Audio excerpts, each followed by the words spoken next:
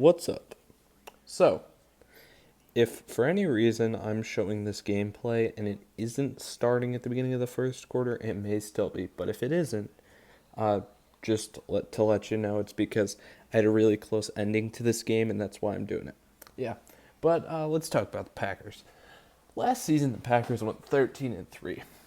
Um, the first thing I wrote down before I even went through anything for the team is I really think that this team had is one of the best, sorry, not best, one of the worst teams to ever go 13-3.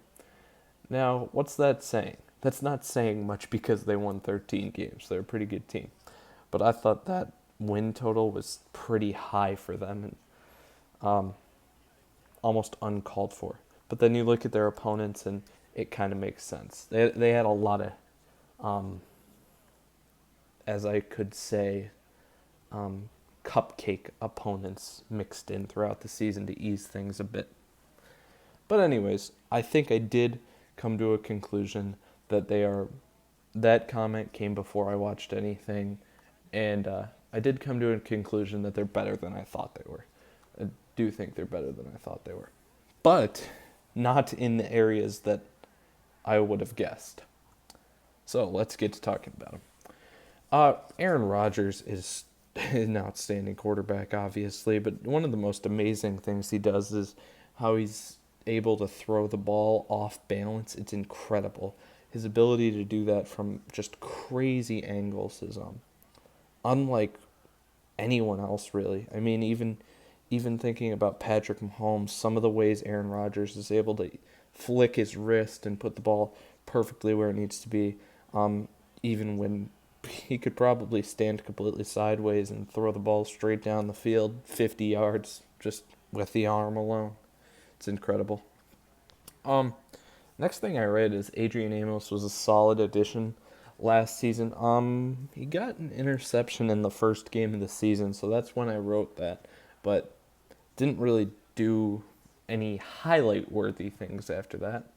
Um, the the thing that'll always be another great feature of having Aaron Rodgers is that tendency to get one or two plays a game where he just gets the opponent to jump off sides and they score these big play touchdowns off of it. And it seems like no other quarterback is able to as consistently take advantage of that. So that's crazy impressive.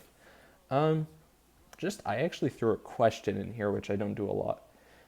How's Rashawn Gary doing? I feel like he was a guy that was a high pick. I can't really remember where he went, but or he was hyped up to be a really high pick, and I was wondering what he's doing because I heard his name, and then I was like, what has he been doing in the league? Just wondering, honestly. He hasn't seemed to be up to much. They're getting a ton of pressure off the edge throughout the entire season, and if it doesn't result in a sack, it usually helps lead to a turnover. So that's huge. I was really impressed with this defense when I was watching it. A lot better than I thought they were. Um, Rodgers makes receivers look good. He There's so many times where it's it's just a receiver is only open if the ball is placed perfectly. The receiver did not create a ton of separation. It's only if the ball is placed perfectly, but it's seemingly every single time Rodgers is able to put it exactly where it needs to go, and that helps them out a ton with big plays and anything else like that. So, especially once he gets outside of the pocket, that's when it seems to happen the most.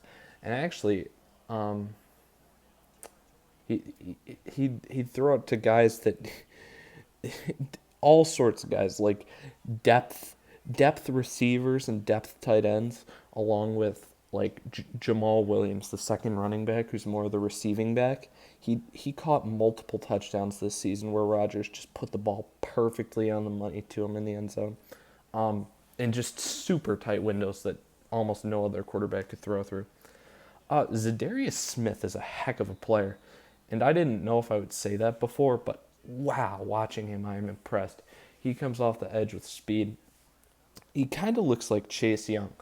And the one thing I don't like about those players is it seems like once again, not extremely in depth with either of them, but it seems like they're not using a variety of moves. It's really just that one speed move is what they get a ton of success with, and that's what I saw when I was watching uh, Chase Young for the draft and stuff. Is even though I haven't gotten to Washington yet, I was just really surprised by how highly he was rated, even though it was seemingly like he was only using, when he was really successful, it was one move that was big success for him.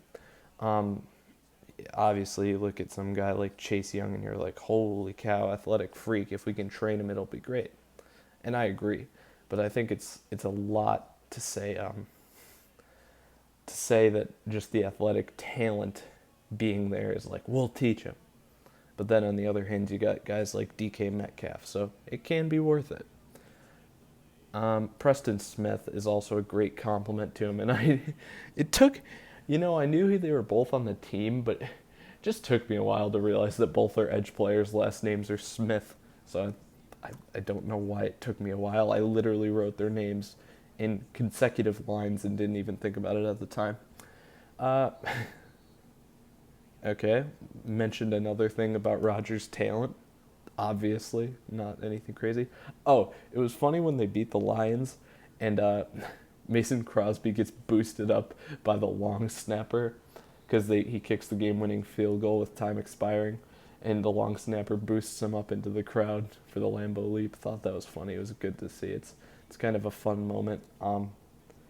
That really, when I was watching that game live on TV, and at the time I don't think I enjoyed that because, like I talked about in the Lions video, I was a little more upset at the fact that the Lions lost the game because of a garbage call by the refs. But I mean, you got to take what you can get, and it Packers took advantage. So yeah. Um, then the next thing I say here is, why am I more impressed halfway through the season by Marquez Valdez-Scantling than I am Devontae Adams? Now, I say that, and I'll tell you, Marquez Valdez-Scantling didn't do much the second half of the season. Adams kept catching balls throughout the entire season, but he not once did anything like any of the other receivers that I've talked about throughout these videos where I'm talking about number one receivers for teams and obviously like superstar level talent. He never had any crazy like over a defender grab or some sort of a sideline catch that was just like, geez, how do you have the skill to focus on the ball and bring that in or anything like that? We'll say solid route runner. I'll give that to him. But just his overall game isn't that impressive. I think Aaron Rodgers really helps him out because even he's able to get open a lot, but even when he's not open, Rodgers is able to throw him a ball into a perfect window over the top or whatever if he only gets a little separation or what. So I'm not seeing the crazy plays that make him a superstar level receiver. However, he's got Aaron Rodgers. His production is always there.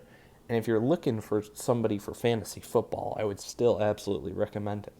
It's just not like no amazing catches, really. No amazing catches, just very productive. So I don't know if I'd say he's as good as a lot of other receivers who are not only able to get open and when they're not open make crazy plays, but he's super productive. So how can you be mad with superb production? When they throw the ball, it's really cool to see how deep down the field they're able to get the running backs. They'll be 15 yards out in the red zone and somehow not even like scrambling around for a while, just like a decent time in the pocket and then a little bit outside of the pocket, but it's almost like just enough time for a route to develop. He'll find Jamal Adams in the back of the end zone, like that's 25 yards up the field, starting from 5 yards deep in the backfield or more. It's 30 yards down the field from the running back position, and he's in the corner of the end zone. So add another 20 yards to that, it's like 50 yards of distance. It's really crazy the way LaFleur allows the running backs to get down the field in the passing game. Kenny Clark's a really strong force in the middle. Um, Definitely a good player there. Bullies people around a bit. Yeah. Oh, this is another just fun note. Rarely do you get to see two games in a season that involve snow that's visible on the field. But not only that, the Packers had that this season, and both the games were week 13 or earlier.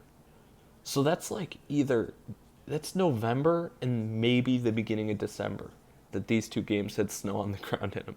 I just thought that was really funny and interesting. And those games were when the Panthers went to Lambeau, and then when the Packers went to New York to play the Giants. Alan Lazard at the end of the season and Kumaro. Can't even remember Kumaro's first name.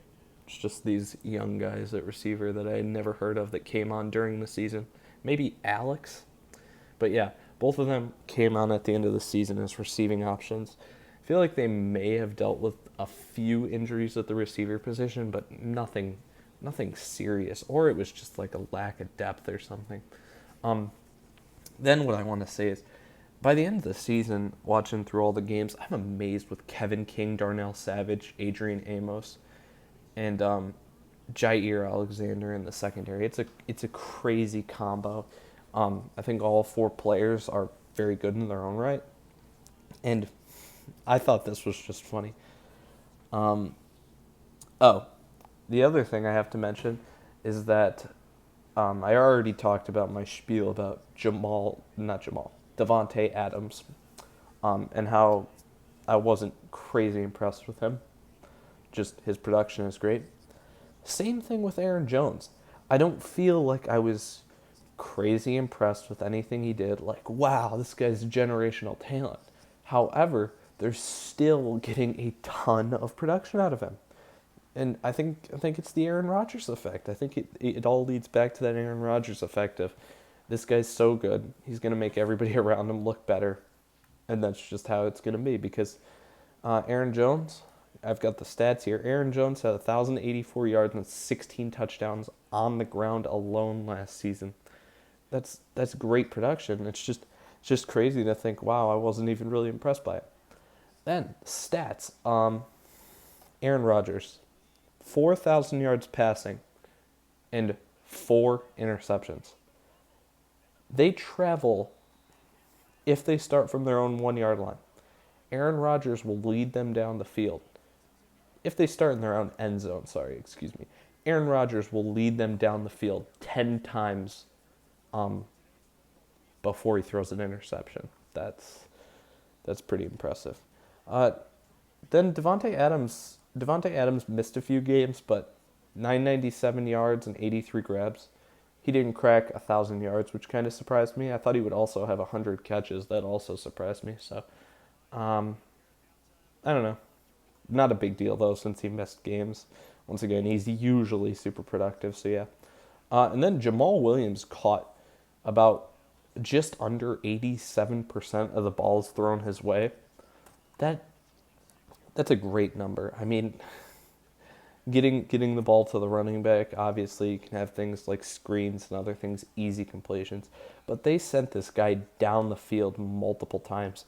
And I think it was, the exact number was, can't say the exact number because I don't have it in front of me, but I think the number was 39 receptions on 45 targets. And when you're getting this guy down the field, it's a crazy high success rate. And that was best on the team for people who had more than like 4 receptions during the season. Kevin King led the team with 5 interceptions. Was not expecting that. Then 17 passes defended for Alexander and 15 passes defended for King. Now this is the point I was going to make earlier that that I thought we were leading into when I mentioned the secondary before. Jair Alexander, just a quick note since I've got Madden gameplay on, I can talk about this. Jair Alexander has superstar abilities and I think an X Factor ability too in Madden. Just for purely looking at the stats, not actually like going in depth with games last season or anything. I mean, you just look at the stats and you say 5 INTs for Kevin King. I mean, that seems like an X factor. Maybe swap those X factors or superstar abilities around. EA, think about it. Then other secondary player Darnell Savage led the team with 2 forced fumbles. No one else on the team got to 2 forced fumbles, which I was kind of surprised about. The one thing I have to say about this, I like that Darnell Savage forced 2 fumbles, but I don't like that this stat isn't led by pass rushers. I mean, pass rushers should easily have the best opportunities to get a strip sack on the quarterback, and especially when you're 13-3, you should have a lot of leads at the end of the game when you know it's going to be time to rush the passer. And they, I think next season the pass rush, Zadarius Smith, Preston Smith, Kenny Clark, whoever it is, need to try to get the ball out more. Kenny Clark is up the middle, so maybe not him, but the guys off the edge, that's really where the strip sacks come from, especially blindside. Speaking of them, Zadarius Smith, 13.5 sacks, 12 sacks for Preston Smith, and 6 sacks for Kenny Clark. 156 tackles for Blake Martinez. If you've ever listened to that franchise guy on YouTube, then you know that I'm pretty sure Blake Martinez is the guy he talks about, where it's like he just racks up tackles, but he's not good at anything. But I mean, if you're a Packers fan, you don't really have a reason to fight this anymore either way, because he signed with the Giants. He led the team in tackles, though, as of last year. And then Zadarius Smith had 17 TFLs, 11 TFLs for Preston Smith. So Zadarius is actually pretty significantly above second place on the team with Preston Smith in tackles for loss. Injuries last season. This may be a reason that they got to 13-3, because they got so lucky. They had almost no one with injuries that lasted a significant amount of time. When speaking in terms of, they had players with significant injury length, but of notoriety, little to none at all. The only guy I've even got listed here is Equanimous St. Brown. It's like he missed a lot of time, but I mean, even this is like, I'm talking about a guy that some people may have never even heard of, an Equanimous St. Brown. And maybe the only reason I'm even talking about him is because he's got such an interesting name. But he's a young guy. He was either year 1 or year 2 last season. And haven't seen much of him in the league. And if he was a rookie last year, I definitely haven't seen any of them. So maybe none at all from him. Now we've got free agency and trades and who they lost. And actually, I checked the trade category for them, and apparently they haven't made a trade since last September, which was for wide receiver Trevor Davis. I think they may. I can't even remember if they received him. I think they got him in the trade. Last September, but that's the last time they made a trade, at least what Spot Track says. If that's not true, blame Spot Track. But they lost Blake Martinez, Brian Bulaga also left, Jimmy Graham, and Geronimo Allison.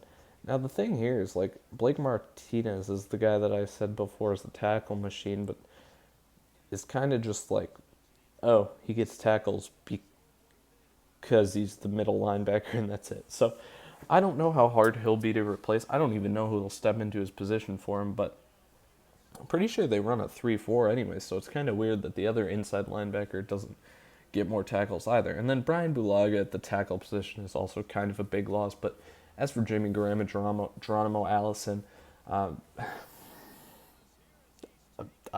wouldn't care. If I was a Packers fan, I wouldn't care about losing either of them. Next, they got a few guys they added. Malik Turner. Now, forgot they added this guy that I'm about to mention, Christian Kirksey. He'll probably be the guy who steps in for Blake Martinez. And Rick Wagner will replace Ryan Bulaga. So, I mean, pretty simple. We lose one receiver, we replace him with a receiver. We lose one linebacker, we replace him with a linebacker. We lose one tackle, we replace him with a tackle. But as for Jimmy Graham, he went unreplaced in free agency, but they did draft a rookie tight end fairly high. And then also, I'll just mention this here, Devin Funchess was added to this team, but Not a big deal for talking about this season's record prediction because he opted out because of COVID. So his choice, and he's not playing this season. Um, Now let's talk about some rookies on their team. Jordan Love. I think the things that you take note of with him is this is actually the last thing I wrote for him, but I'll mention it first because I talked about it with Rodgers. He has that ability to throw off balance, which I think Rodgers is still doing at a much higher level than he is, but he has that ability. So that is something similar in their games that may have been like, hey, this can be a thing that's they work on that's similar in their games and they can do it together. And then Jordan Love is a fairly athletic guy.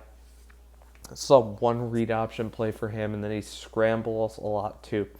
Um, Rodgers has never been like a designed quarterback run guy, but I mean, we've definitely seen him get out of the pocket and extend plays, even run up the field at times. So it's another thing that they can work on together. And lastly, another thing which Aaron Rodgers does well is that Jordan Love also does. See his perfect touch. Um, Jordan Love actually puts a lot of loft on the ball, a lot more than a lot of other guys do. I think he likes to. He'll throw a lot of guys open going over the top, where some guys may be more hesitant to do that and want to just throw a bullet to a receiver that maybe makes a break back to the ball or something else. But he'll take a little more of a risk going over the top. And that works just like Aaron Rodgers. I think the main difference between the two of them is that Aaron Rodgers has a cannon, whereas Jordan Love, I have not seen that ability in him yet. Not to say he doesn't, I just haven't seen the ability in him. Also, shout out to myself. When I made my mock draft back in, let's see, when was that now? April? Was it April? I think it was April. I made it a few days before the draft, actually, and I got this pick right. I said Packers will select Jordan Love, and I got it. And I don't think a lot of people expected that, but I was kind of like, hey, let's look at the Brett Favre thing. Maybe it'll happen, and it did. Next player. Holy cow. I love doing these videos for this reason. I love finding rookies that I just am like so excited to see what they do. Now I know Jamal Williams and Aaron Jones had big success last season, but they drafted a rookie from Boston College by the name of A.J. Dillon, who's a running back. And first thought is, because when I watched like 2 plays of him running, and then the first thing I did was I need to look him up just so I can find his weight. This man is like 245 pounds, runs with the ball high and tight always. So fun to watch him. It's just a different style of running than you see from most backs nowadays. And even like a more recent guy who's like a power runner like LeGarrette Blount, it feels like AJ Dillon, although not as tall, he's running more of the style of like Derrick Henry. Like, I'm a big guy and I'm going to show you I'm a big guy. I'm going to shove you off me, or you're going to try to hit me and you're going to bounce off like I don't even know. I'm basically a bowling ball near the pins. Let's have some fun. But yeah, the only thing, the little joke I made here at the start of his thing is we got a new feast mode in town. Now, don't think he'll be looking like Eddie Lacy, but he's got some weight on him, and it's a part of his play style, so he kind of needs it. And then he'll run hard, and then the last thing I say about him is watching defensive backs attempt to take out his legs is like watching guys sprint and dive into the center of the base of a thick pine tree. Like, what are you trying to do? It's not going to do anything. And it's just like, it's like these DBs will like throw all their weight into his legs, and they'll just basically ragdoll off of him, and it looks hilarious because of just, it's just so wonderful to watch a high level of sports where everybody on the field is such a talented athlete, and yet you still have guys just make other people look like they belong on modified while this guy's on varsity. So I'll leave it at that. But I'm very excited to watch A.J. Dillon, if you can't tell. Next up, Josiah DeGuara. He's a tight end with speed, the speed to beat linebackers, and the speed to beat linebackers, and the size to beat DBs. That's basically the best way I could describe him. I really don't know what else to say about him. He's from Cincinnati. I guess I'll leave it at that. I talked about A.J. Dillon so long. I mean, I'm not going to make any of these other guys sound good now because of how much I fell in love with him. Next guy, Kamal Martin. He plays like a new age linebacker and he can do a little bit of everything. Nothing crazy. I don't know. Next, they went 3 consecutive picks at interior offensive line, and I'm pretty sure they went guard, center, guard here. They went John Runyon Jr., Jake Hansen, and Simon Stepaniak. We'll see if they do anything. That's what I'll say. Next, they picked a guy by the name of Vernon Scott, safety from TCU, and all I have to say about him is he's basically off-brand Jamal Adams. And then last guy they picked is Jonathan Garvin, and he's basically just a normal defensive end from Miami. He had some production, but I mean, he's probably not even worth talking about, to be honest. Prove me wrong, though, Jonathan Garvin. Gotta say that whenever I don't talk enough about a guy, because if they somehow found this video, I want them to know. I don't have any reason to hate him. But, like, I love when players play well. So, I mean, just don't do it against the Bills, of course. Okay. Now, we can finally get to the point of the video where we talk about who they play. These guys, we know how we do this. We start with the divisional opponents. And when I'm setting this up, I always look at the divisional, whenever I do these videos, I always look at the divisional opponents, and that's like the one spot where I actually, before the video, I actually like can gather my thoughts and kind of figure out what I think their record will be in the division. But then the rest of the games are straight off the cuff. Like, I'm just sitting here thinking, and I'm like, what do I think they'll go here? Because I just took in all the information, and I'm like, what's my straight reaction if they played these teams with what I know about their team now? And the conclusion that I came to for the divisional games, while the rest will be my current opinion at this moment.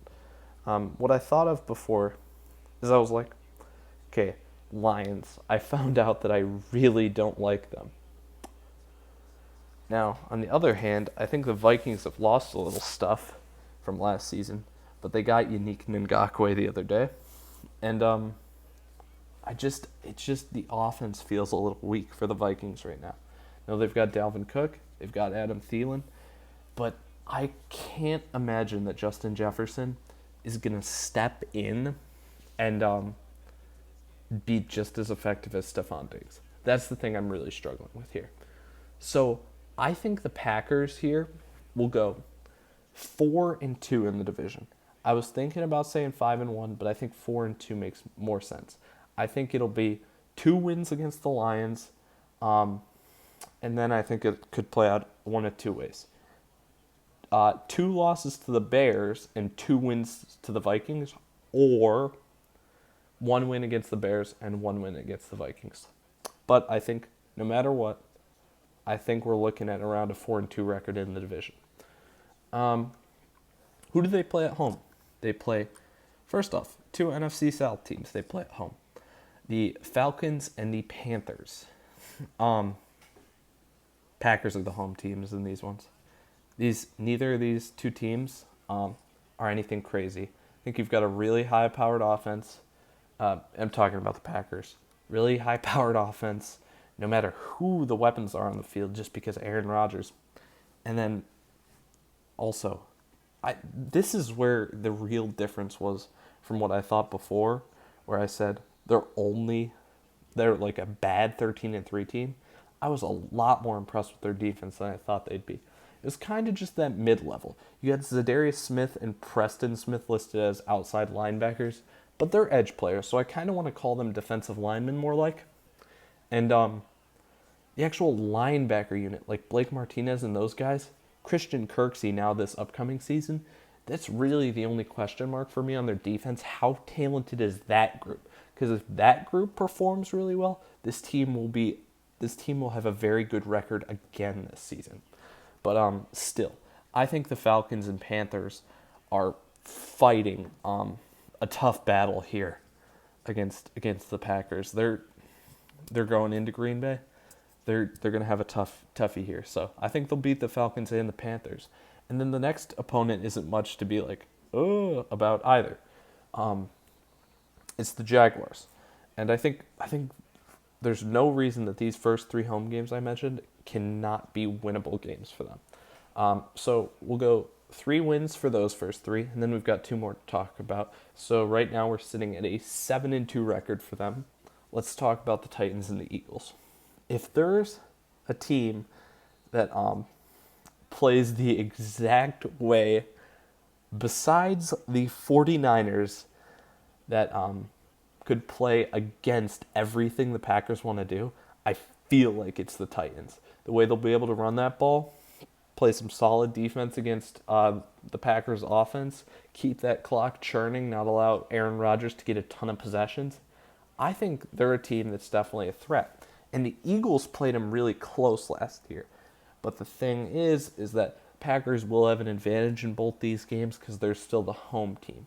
So I think they'll drop one of these here, but I'm gonna say they'll get the other one. So Titans and Eagles, I think they'll go 1-1 in those games, and then that 7-2 record we have will now be 8-3 going into the away games.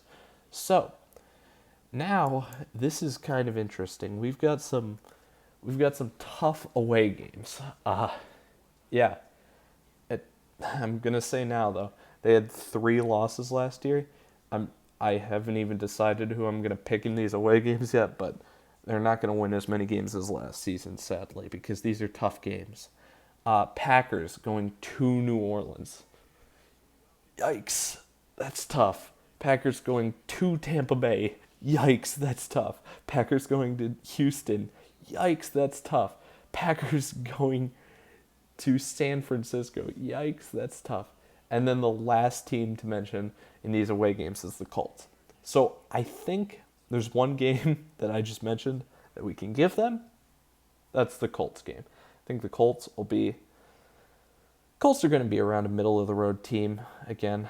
I can't remember exactly what record I gave them, but they may have actually came out a bit above 500 because they weren't playing crazy teams. But yeah, I think I'll give them that win, and that'll put them at 9-3, going against the Saints, Buccaneers, Texans, and 49ers. Wow, those are see, the thing that's tough here is the Saints, Buccaneers, and Texans all have offenses that can probably keep up with the Packers scoring-wise. So that'll make all those games immediately very difficult. And the 49ers have had, in both games last season, had their number. So I'm not going to see any reason why the 49ers couldn't or wouldn't still have their number this season. I'm going to say that I think the 49ers are going to easily, once again, probably handle them, especially since the 49ers are the home team. And that'll take their 9-3 record to 9-4. Now, just talking about the Saints, Buccaneers, and Texans games that were made, like I said, I think all 3 of these teams have the ability to at least keep up with the Packers, even if they're scoring a lot of points. Saints got all those weapons all over. Buccaneers got all those weapons all over. And even the Texans, I don't think a lot of people think of them because they got rid of Hopkins, and it's kind of like, well, that was the main guy. What's going on now? There's talent all over that offense. Not to mention you have a guy that I think I said in the Texans video, got to be a top 5 quarterback in the league. And all 3 and the Packers are on the road for all 3 of these. They're sitting at 9-4 right now. I say, will say here that they're probably the chances of them losing 5 games on the road outside of the division are very slim. Or even 4 games outside of the division are very slim. They're just too good of a team to do that. But can I see 3 games outside of the division? That would mean they're 2-3 on the road outside of the division, and I think that's what I'm gonna go with. So, with that said, that puts them at a 10-6 record to end the season, and that's tied with the Bears for what I have for the division lead right now. So I really think this division could come down to a tiebreaker, and whenever you talk about tiebreakers, that's really frustrating for a lot of teams involved. Um, it's just not where you want to be. You got more playoff spots, but it's just like you want that home field advantage. And not predicting these guys to obviously be the 1 seed in the NFC. So whoever doesn't have that tiebreaker is kind of in a tough situation. Um, so final record prediction for the Packers: 10-6. Here hangs on the right foot of Mason Crosby. This from 55 yards out. And he has got it from 55 yards away. That was never in doubt. So, if you enjoyed the video, thanks for watching. 2020 president candidate.